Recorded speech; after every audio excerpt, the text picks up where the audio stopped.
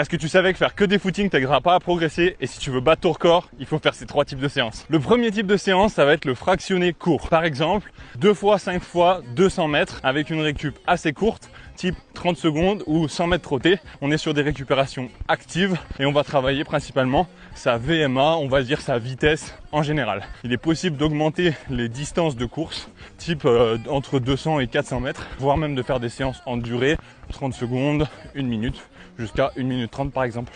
Deuxièmement, le tempo. Ça va être des allures où vous allez être confortable, quand même assez rapide.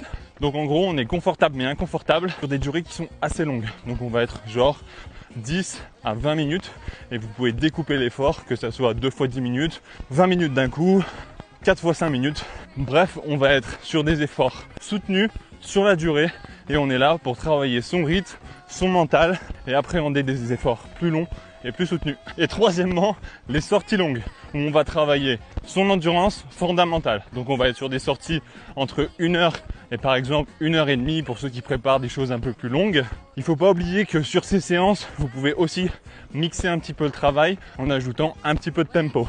Mais l'objectif ici est de courir sur des allures confortables sur une durée assez longue pour travailler son système aérobie en général. Alors bien sûr, je suis extrême, il va falloir faire quelques footings si vous le souhaitez entre ces séances, des footings assez lents juste pour récupérer, pour développer son système aérobie. Mais voilà, il faut vraiment passer par de la variété pour progresser en course à pied. Dites-moi en commentaire si la variété de ces séances vous aide à progresser et on se voit sur une prochaine vidéo. Ciao!